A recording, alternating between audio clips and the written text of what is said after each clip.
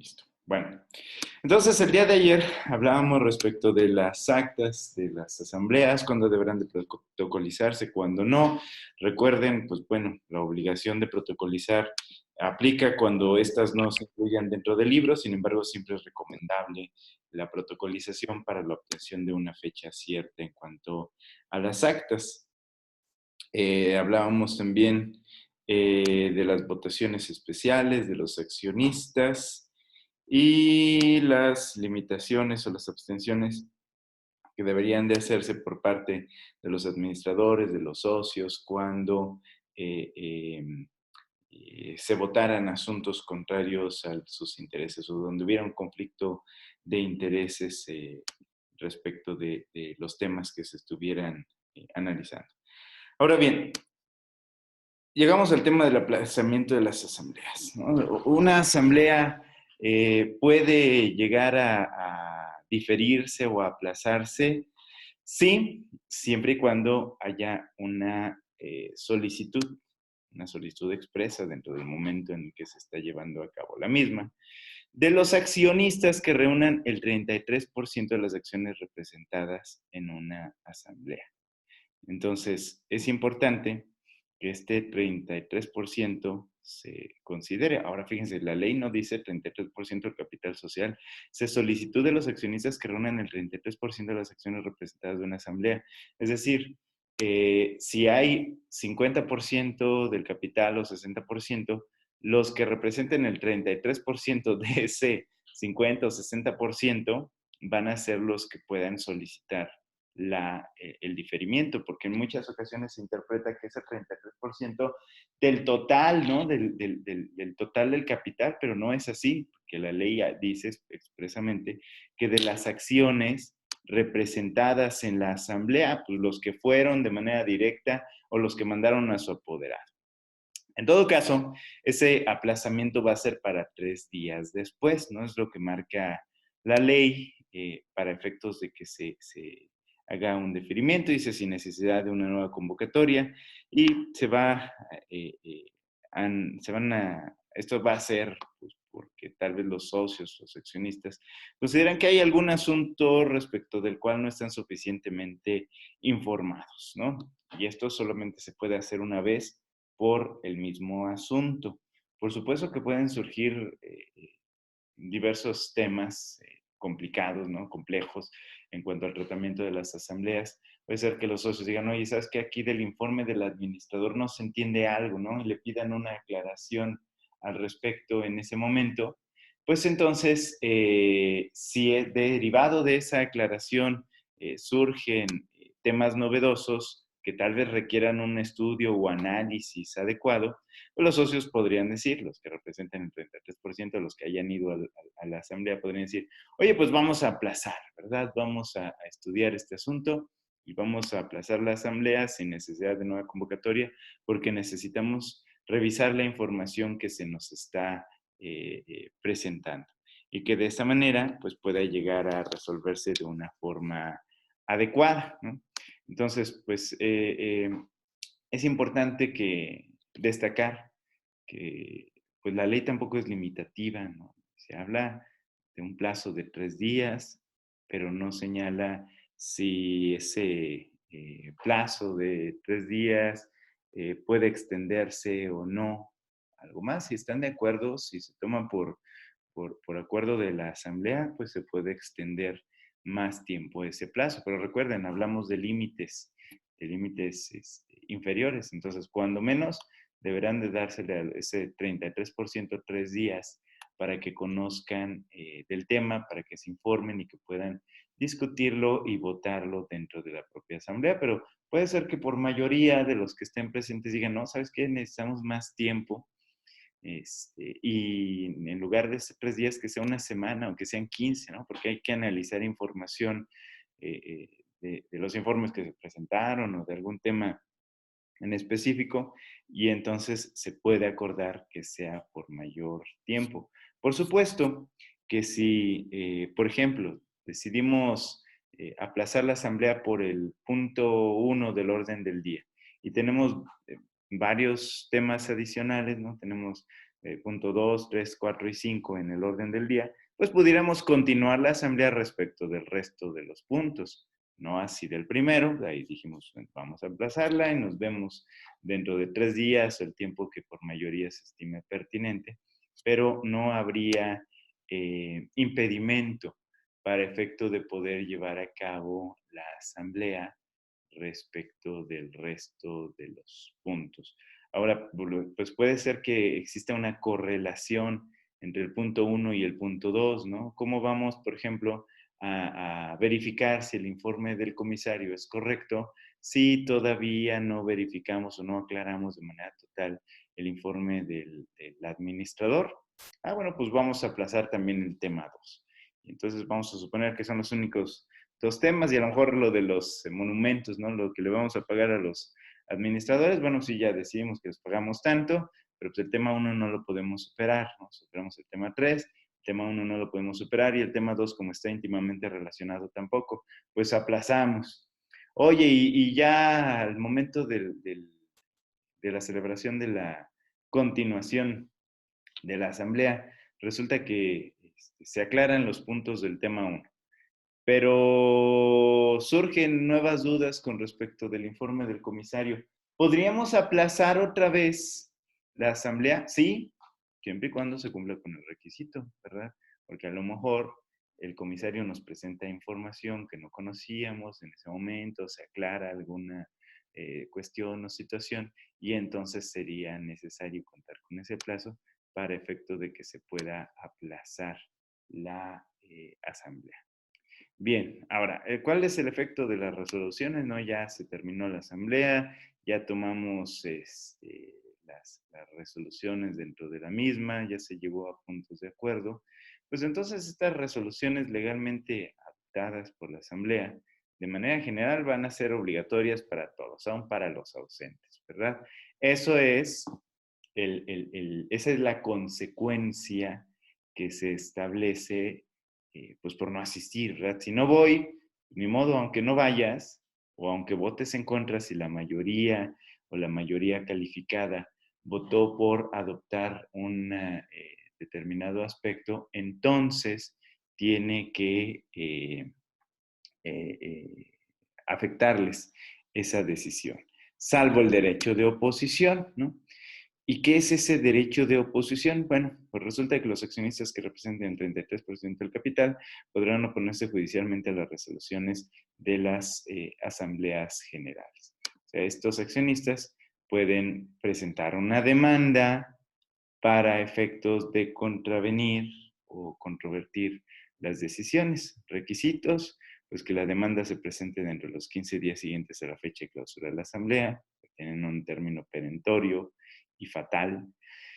Segundo, que los reclamantes no hayan concurrido a la asamblea o que hayan dado su voto en contra. Pues sí, si votaste a favor, pues no se vale que te arrepientas, ¿verdad? Es que en una nueva reflexión del tema digo que no, ya votaste.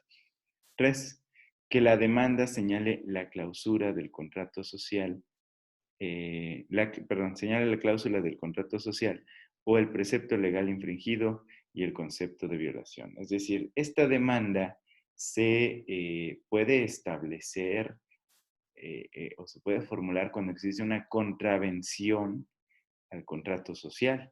Pero vean, se establece una votación calificada bastante, perdón, un porcentaje calificado bastante alto, en 33%, para efecto de que se pueda legitimar la posibilidad de presentar una demanda de este tipo.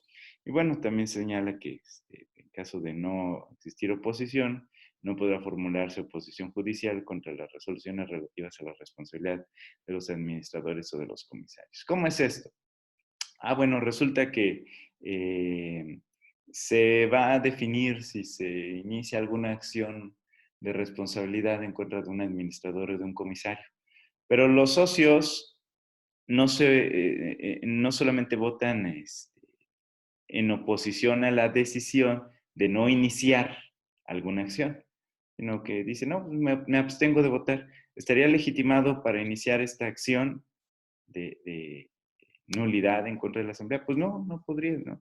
En el caso de este tipo de temas específicos de responsabilidad, es necesario que dentro del acta se señale de forma expresa, y eso es muy importante, ustedes lo tengan en consideración, señale de forma expresa que el socio, por este 33%, que pretenden oponerse a las decisiones de la Asamblea, señalen que no, dentro de la misma, señalen que no están de acuerdo en que se le deje ir libre al administrador sin responsabilidad, ¿no? O a los comisarios.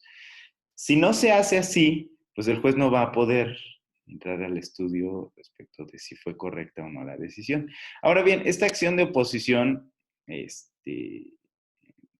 pues no de manera automática trae como consecuencia que las decisiones sean eh, nulificadas por el juez de distrito, ¿no?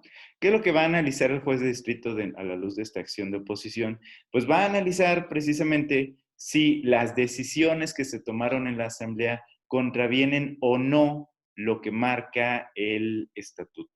Si hay una violación al estatuto, entonces va a decir, señores, pues a pesar de que se haya tomado por mayoría esta decisión, se da en contravención al estatuto o a la ley, ¿verdad? La Ley General de Sociedades Mercantiles, y por lo tanto no podemos aprobar, ¿no? Vamos a suponer que se aprobara la creación de acciones con limitación de derechos patrimoniales o que algún tipo de acciones se le limitaran sus derechos sin haberse llevado a cabo la asamblea especial. Pues entonces el 33% puede decir, oye, no, eso está mal, ¿no? Contraviene no solamente el estatuto, sino la Ley General de Sociedades Mercantiles, y es lo que deberá de analizar el juez de distrito para determinar si es pertinente o no esta acción. Bueno, ¿qué sucede si la asamblea entonces es objeto de oposición, de una oposición judicial? ¿No? El 33% eh, eh, decide presentar una acción y existe el riesgo de que pues, se ejecuten las decisiones que tomó la asamblea. Ahora recuerden, esta decisión pues se reputa como válida hasta en tanto el juez no declare lo contrario. ¿Pudiera estar afectada de nulidad o de ilegalidad? Sí, por supuesto, pero hasta que el juez no diga, señores, esto estuvo mal, sigue surtiendo plenos efectos. Bueno, y entonces, ¿qué sucedería si se diera el supuesto en donde los eh, que se están oponiendo a la ejecución digan, oye, ¿sabes qué? Eh, necesitamos que se suspendan la toma de estas decisiones. Necesitamos que tú, juez de distrito, para efecto de preservar la materia a lo mejor de la oposición o evitar que se tome alguna determinación o ejecución inadecuada, se analice la posibilidad de suspender la ejecución de las decisiones. Puede hacerse así siempre y cuando se pida al juez de distrito, pero además se cumpla con un requisito adicional, que es otorgar fianza bastante para responder de los daños y perjuicios a la sociedad. Y ahí viene un problema, ¿cómo es que se va a determinar el monto de la fianza para responder de los daños y perjuicios? ¿No? ¿Hasta dónde va a existir o hasta dónde puede llegar a preverse cuál va a ser el alcance de los daños y perjuicios? Y ese va a ser el problema al que se va a enfrentar el juez de distrito, porque pues los actores, los que se están oponiendo, lo único que van a decir, señor juez, nos venimos a oponer a esta acción por estas razones y solicitamos que nos fije fianza para responder de los daños y perjuicios y que de esta manera se suspenda la ejecución de las resoluciones que se tomaron en la Asamblea a la cual nos estamos oponiendo. Y entonces el juez va a tener que tomar en cuenta un montón de aspectos, porque no es sencillo, ¿no? Cada asunto va a ser distinto. Imagínense que no sé, cambiamos nuestro objeto social, eh, bueno, no, vamos a suponer que decidimos celebrar un contrato y se tomó la decisión en la asamblea, porque así lo marcaba el estatuto. Si decidimos celebrar un contrato. Digo, lo del objeto social no nos quedaría porque, recuerden, es 33% el, el, la legitimación para poder iniciar una acción. Si modificamos el contrato social necesitamos una votación de la mayoría con 3/4 partes de asistencia. Sí, sí podría llegar a darse el supuesto, pero es un poco más complicado. Pero bueno, vamos a suponer que queremos celebrar un convenio eh, con una empresa china, no sé, queremos importar bienes desde allá. Y resulta que los socios que representan el 33% dicen, no, sabes que no es buen negocio ahorita porque hay volatilidad del dólar, va a venir una recesión económica este, muy complicada y puede ser que esa decisión nos lleve a la quiebra, ¿no? Puede ser que nos afecte en cuanto a la generación de riqueza y de capitales. Bueno, pues vamos a suponer que el negocio fuera de 10 millones de dólares. ¿Cuáles serían los daños y perjuicios? O sea, serían los 10 millones de dólares lo que se fuera a invertir en ese negocio. ¿Cuáles serían los daños y perjuicios? Pues hay que analizar qué son los daños y son los perjuicios, ¿no? Eh, Empezamos por los segundos. Los perjuicios es lo que dejo de ganar, ¿no? La ganancia que dejo de percibir. Y los daños es la afectación, ¿no? La afectación que de manera directa yo tengo que sufrir. Ojo, los 10 millones de dólares no son daños y perjuicios en todo caso. ¿Cuáles serían los perjuicios? Pues una proyección respecto de el tiempo en el que durara el juicio y el dinero que la empresa dejaría de ganar de no llevarse a cabo la ejecución de esa decisión. Y los daños, pues son los gastos en los que la empresa va a incurrir. ¿Como cuáles? Bueno, pues a lo mejor eh, la contratación de abogados, ¿verdad? De peritos que se encarguen de enfrentar el proceso, no los 10 millones de dólares. Y entonces el juez va a tener que analizar este tipo de situaciones para efecto de poder llegar a determinar el monto de la fianza. Y ya entramos a la cuestión procesal, ¿verdad? Evidentemente los demandados, la empresa demandada, pues va a querer que el monto de la fianza sea alto, y los actores, por supuesto, van a querer que el monto sea bajo. Va a corresponder entonces al ingenio de los abogados el poder darle elementos suficientes al juez de distrito para que éste pueda darse luz respecto del asunto. No sé, a lo mejor presenten su demanda con una proyección financiera donde le digan al juez, oye juez, pues mira, la verdad es que no, ni se le van a ocasionar tantos daños ni perjuicios, porque de todas maneras el tipo de cambio es volátil, se viene una recesión, se va a perder avance económico, y a lo mejor le presentamos esta proyección acompañada hasta de un peritaje preliminar. Evidentemente el peritaje como tal tendría que desahogarse dentro del proceso, pero lo importante en todo caso sería ofrecerle al juez elementos suficientes que les sirvieran para pues poder entender cuáles serían estos daños y perjuicios. Recuerden, el juez de distrito pues es perito en derecho, no es perito en contabilidad ni en finanzas. Entonces es aquí donde resulta sumamente importante que ustedes como asesores, como los abogados que representan a las partes litigantes, le lleguen la información necesaria para que se pueda resolver el asunto pues de manera adecuada a sus intereses. Evidentemente, pues los demandados van a decir, oye, no, juez, esto me va a ocasionar una afectación tremenda. ¿Y qué pueden hacer? Exactamente lo mismo, llegarle la mayor cantidad de información para efecto de que éste pueda fijar una fianza alta. ¿Y qué es para qué va a servir esa fianza?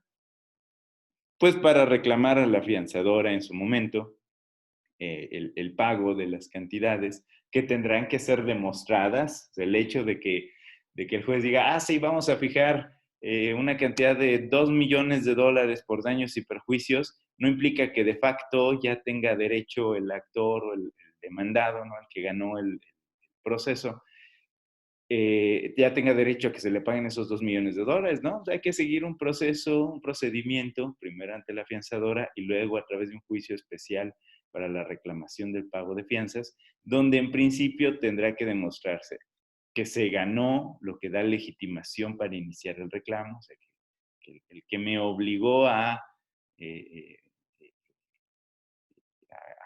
a detener mis operaciones, ¿no? En el caso de la demandada, el que me obligó a detener mis operaciones, perdió, ¿no?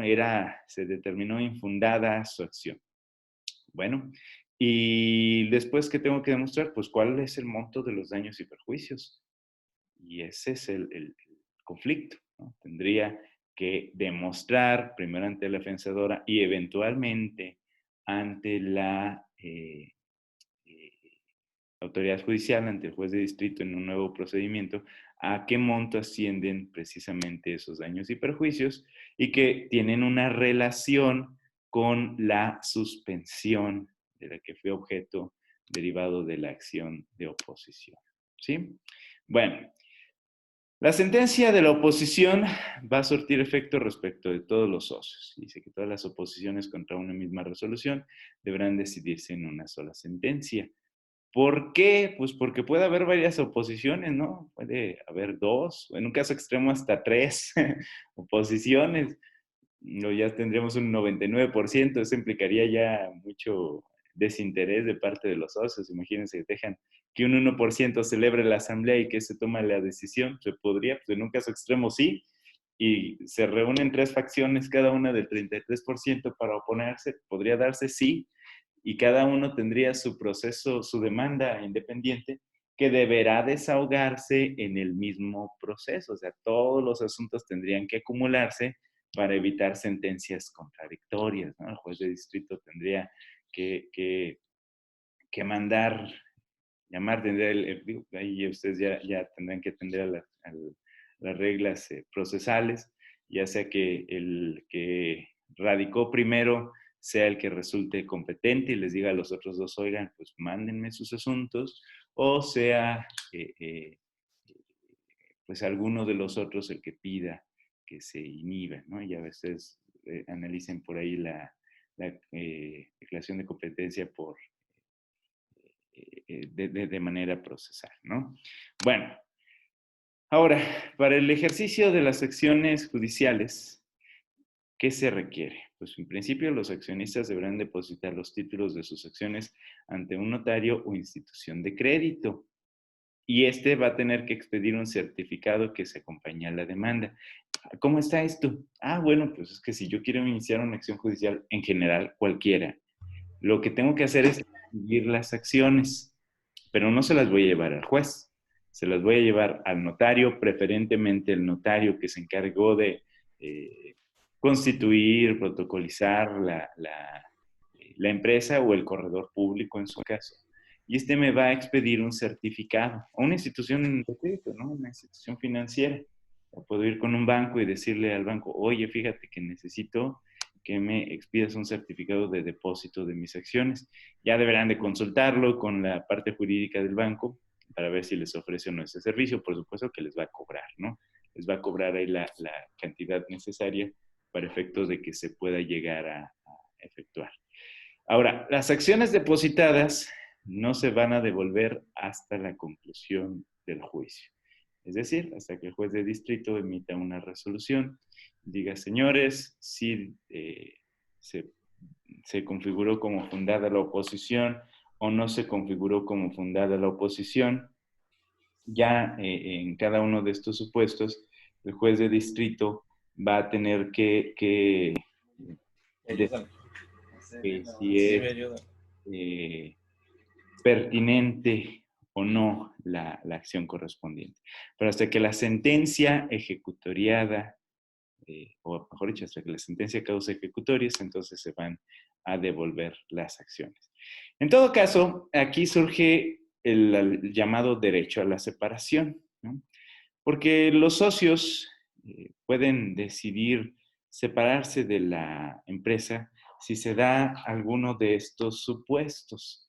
Dice, cuando la Asamblea General de Accionistas adopte resoluciones sobre cambio de nacionalidad, transformación y fusión, Es decir, si resulta que se decidió en la asamblea que ya no vamos a ser una empresa mexicana, sino que nos vamos a ir a los Estados Unidos, o decidimos transformarnos de SA a SDRL, o decidimos fusionarnos con otra empresa, podemos decidir el aprobarnos, perdón, el separarnos de la, de la empresa, ¿no? Porque se está afectando la estructura del negocio.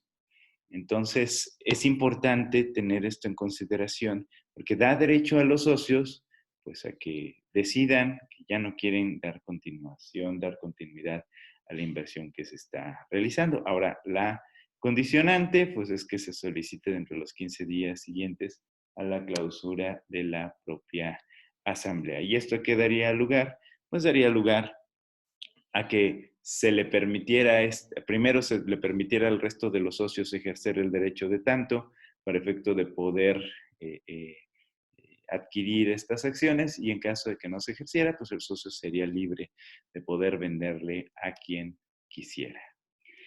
Bueno, aquí terminamos muy rápido la sesión. ¿Dudas, preguntas, comentarios? Yo tengo una duda, Sí. licenciado. Respecto a la función de las sociedades, ¿deja de existir esa sociedad? Sí, sí deja de existir. Miren, bueno, pueden darse dos supuestos, ¿no? Tanto en la fusión como la escisión.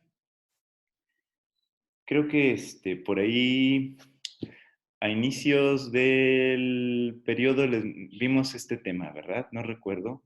Sí les mandé las diapositivas de ese tema. Creo que sí, ¿verdad? Bueno, lo voy a revisar. Si no, se las envío. Pero se supone que, o creo que ya lo vimos. Entonces, ¿qué es lo que sucede? Bueno, puede ser que tengamos la empresa 1, la empresa 2 y la empresa 3. Y entonces dicen las tres, oigan, queremos fusionarnos. ¿Cuál va a ser el procedimiento de fusión? Primero, tendrán que acordarlo de manera individual en una asamblea. Cada una de las empresas puede decidir fusionarse. Debe de decidirlo, perdón. Debe de decidir fusionarse dentro de una asamblea. ¿De qué carácter? Extraordinario. Entonces, celebramos las asambleas, decimos, señores, pues queremos fusionarnos, pero pueden darse dos tipos de fusiones.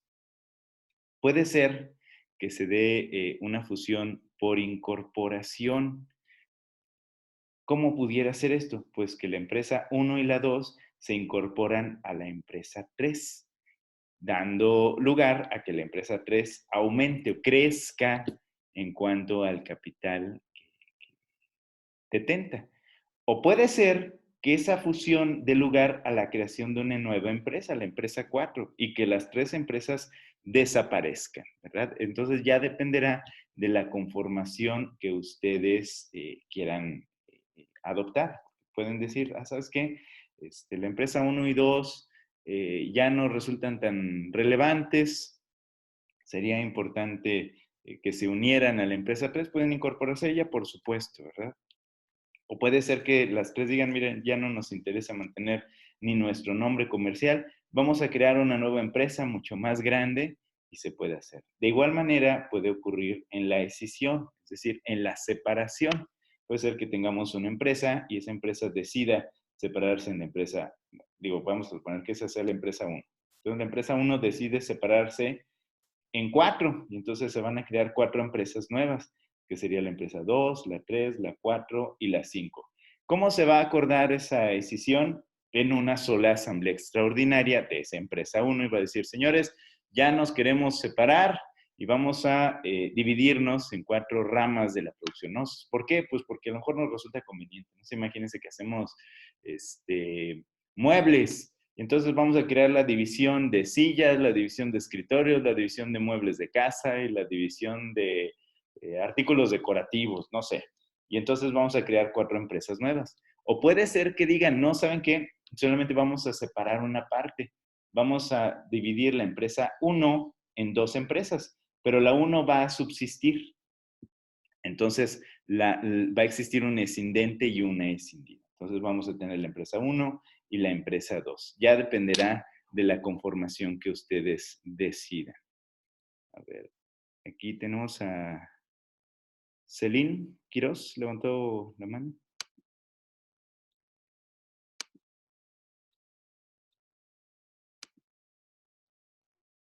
Sí, chicos, ¿dudas, preguntas? Celine. Sí, era yo la que había preguntado. Ah, muy bien, perfecto. Un tema adicional?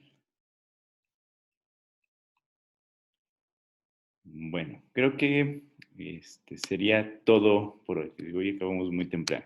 Entonces, bueno, tenemos pues bastante material. Vayan revisando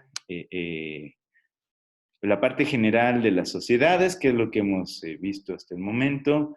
Revisen la SAS, la SA, y el día de mañana terminamos con la sociedad de responsabilidad limitada para el viernes revisar el, eh, las respuestas de los problemas que les envié.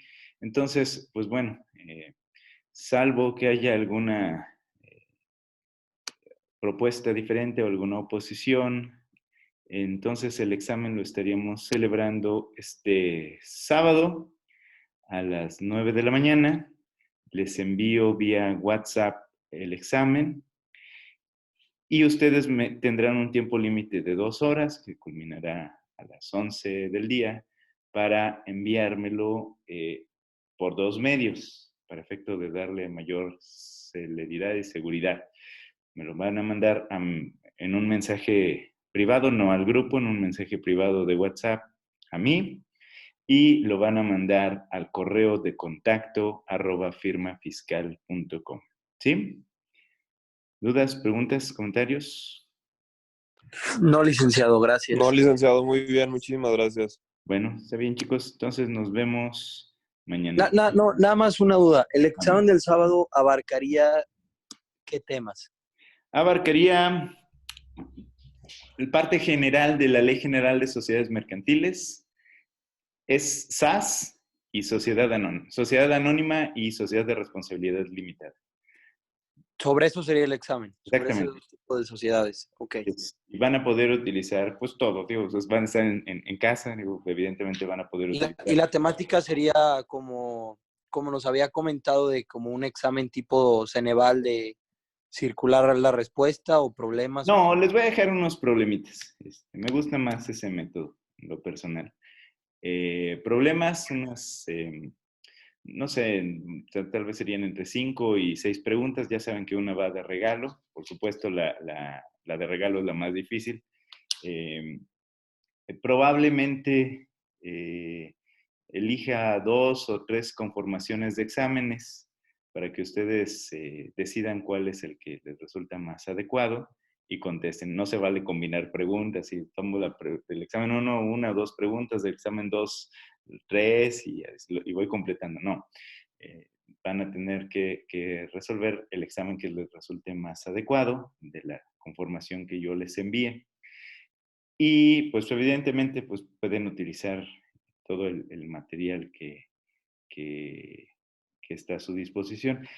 Una cuestión importante, a mí me gustaría que, para efecto de poder calificar de una forma adecuada, me gustaría que trataran de ser un poquito más exhaustivos en sus respuestas.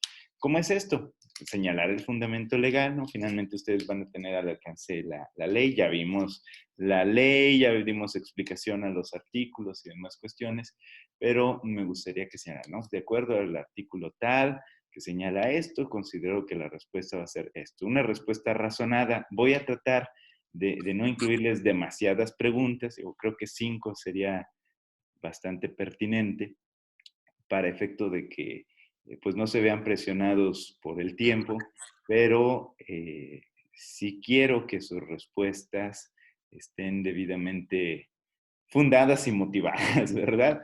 Para efecto de poder distinguir si entendieron bien o no cada uno de los temas, ¿no? Finalmente, para eso son los exámenes, ¿no? Para diagnosticar el avance que se ha tenido, sobre todo, bueno, considerando la situación que tenemos. Y pues bueno, es que la participación pues es diferente, ¿verdad? No podemos darle el mismo nivel de participación que en una clase presencial, por eso es que quiero que lo hagan así, ¿vale? Licenciado, una pregunta. Licenciado, Ah, No, pregunta tú primero si quieres. ok, gracias. ¿Se calificaría con el examen del segundo parcial o sería el tercero? No, segundo parcial. Para el tercero tenemos todavía un mes, hasta fines de mayo. Y luego tenemos el ordinario. Creo que mandaron por ahí un comunicado. ¿Se los enviaron a ustedes? En donde hablan de los ordinarios que se van a aplicar por ahí de la primer quincena de junio, y se habla de fechas para los extraordinarios y los exámenes a título, ya oficial por parte del rector. Todavía no nos han mandado correo, pero ya está circulando la información. Voy a tratar de conseguirla y de enviárselas. Entonces aquí terminamos segundo parcial, y para el tercer parcial lo calificaríamos con derecho procesal. Ok, muchas gracias. ¿Alguien más? Por ahí alguien había... Sí, licenciado. ¿La calificación no la daría pues días después o cómo sabríamos? Esa es muy buena pregunta, porque no podríamos establecer revisión del examen, o al menos no una revisión tan directa.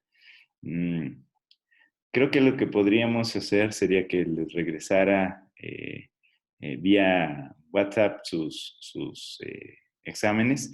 Importante, cuando me manden el WhatsApp, como no los tengo agregados a mis contactos, la mayoría no los tengo, pónganme su nombre y envíen el archivo, ¿verdad? Y también cuando manden el correo electrónico, pongan en asunto su nombre, para que sea más sencillo identificarlos, porque luego ya ven que algunas conformaciones de correo no ponen el nombre completo, entonces así es mucho más fácil. Y de esta manera les regreso sus exámenes con las observaciones pertinentes. Si hubiera alguna aclaración que quisieran hacer, pues les daría un tiempo, no sé, tal vez unos 2 o 3 días para efecto de que pudieran hacer uso de su derecho de audiencia antes de subir las calificaciones a la plataforma.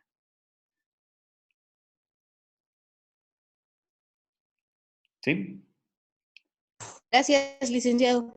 Bueno, muy bien, chicos. Entonces, finalicemos reunión y nos vemos mañana. Hasta luego. Gracias.